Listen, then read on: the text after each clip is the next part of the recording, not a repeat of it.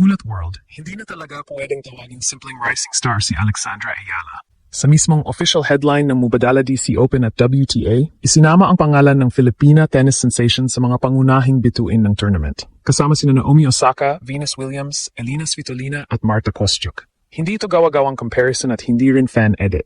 Ang pangalan ni Alex ay bahagi-hagi na ng official na promotion ng isang WTA 500 event sa Washington DC.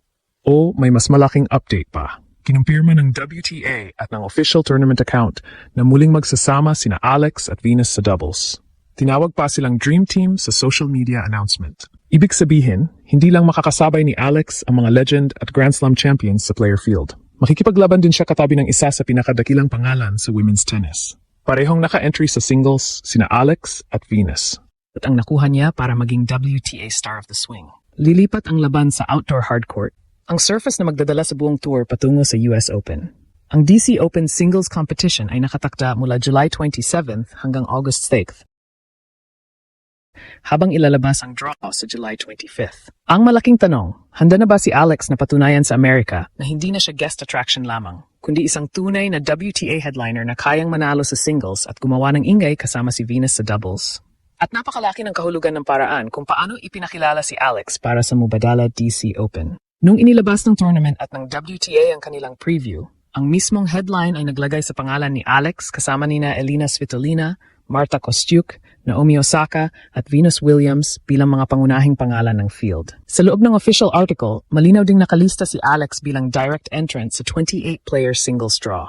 Ang tournament ay isang WTA 500 event na gaganapin sa outdoor hard courts ng William H.G. Fitzgerald Tennis Center sa Washington, D.C. Langang linawin ang isang mahalagang bagay para manatiling tapat ang ating report. Ang pagiging headliner sa promotional headline ay hindi automatikong nangangahulugan na si Alex ang top seed, championship favorite o siguradong ilalagay sa pinakamalaking court. Hindi rin ito ibig sabihin na mas mataas na agad ang kanyang ranking kaysa kina Osaka, Svitolina o Pegula. Ang ipinapakita nito ay kinikilala ng tournament ang kanyang kasalukuyang sporting value, international appeal at momentum. Sa pinakahuling WTA report tungkol sa tournament, ang singles field ay pinangungunahan ng mga mas mataas ang ranking gaya ni na Jessica Pegula, Elina Svitolina, Marta Kostyuk, Naomi Osaka, Jasmine Paolini, Diana Schneider at Madison Keys. Ngunit ang mahalaga para sa Pilipinas, hindi na nawawala ang pangalan ni Alexandra Ayala sa pangunahing conversation ng tournament. Bakit nangyari ito? Hindi lamang popularity ang puhunan ni Alex. Bago siya tumungo sa North American hardcourt swing, gumawa siya ng serye ng resulta na mahirap paliwalain. Nanalo siya ng kanyang ikalawang WTA 125 title sa Birmingham. Pagkatapos nito, umabot siya sa semifinal ng WTA 500 Berlin. At sa Wimbledon, naging kauna-unahang player mula sa Pilipinas na umabot sa second week ng isang singles major sa Open era. Ang pinakamalaking sandali ay ang straight sets victory niya kontra defending champion Iga Swiatek sa center court. 7-6 sa isang matinding opening set tiebreak at 6-2 sa second set.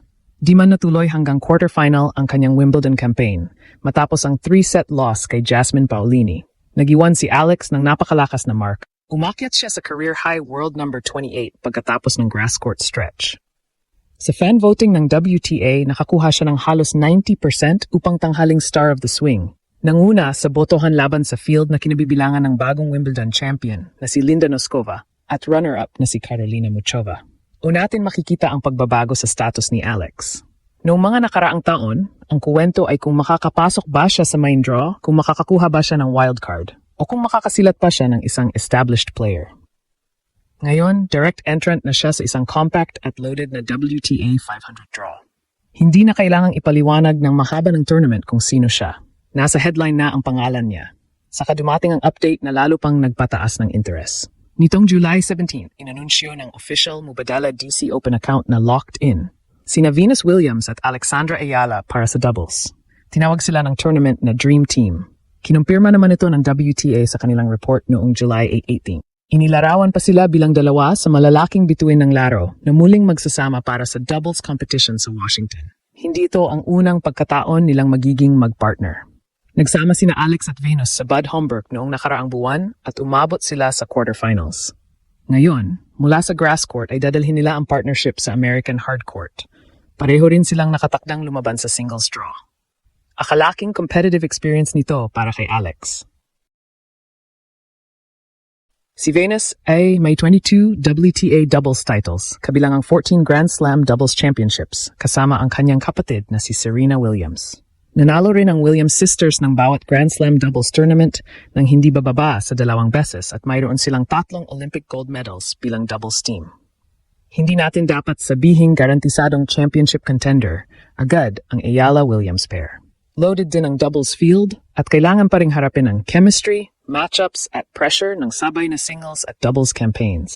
Pero malinaw na ang partnership ay nagbibigay kay Alex ng pambihirang pagkakataon na matuto at makipag-coordinate sa isang legend habang hinaharap din niya ang sariling singles campaign. Kaya hindi na ito simpleng kuwento na kasali si Alex sa DC Open. Mas malaki na rito ang nangyayari.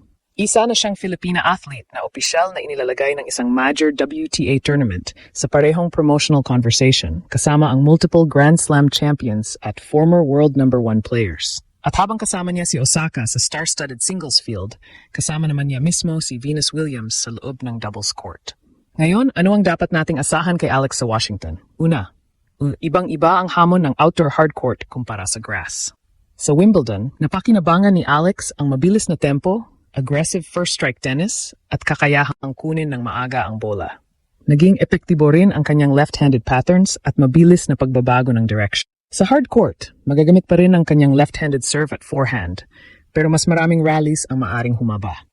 Masusubok ang kanyang movement, recovery pagkatapos ng malalalim na ground stroke, second serve at patience kapag hindi niya agad makuha ang opening para umatake. Ito ang susunod na malaking test. Kaya ba niyang ilipat ang confidence at aggression mula sa grass papunta sa mas physical at mas balanced na hardcourt exchanges? Ikalawa, napakalit at napakalakas ng 28-player singles draw. May mga Grand Slam champions, former world number 1 players, top 20 contenders, at defending DC Open champion na si Leylah Fernandez. Nasa announced field din sina Naomi Osaka, Jessica Pegula, Elina Svitolina, Marta Kostyuk, Jasmine Paolini, Madison Keys, at Diana Schneider. Hindi kabilang si Alex sa projected top seeds, posible siyang makakuha agad ng mapanganib na opponent. Kaya hindi dapat ipangako na madali siyang aabot sa quarterfinal o semifinal. Ang official singles draw ay nakataktang ilabas sa Saturday, July 25th. Inaruta ni Alex at kung gaano kabigat ang kanya magiging opening assignment o mataas din ang potential reward. Sa published ranking point scale ng WTA para sa Washington, may 60 points para sa second round, 108 para sa quarterfinal, 195 para sa semifinal, 325 para sa finalist, at 500 para sa champion.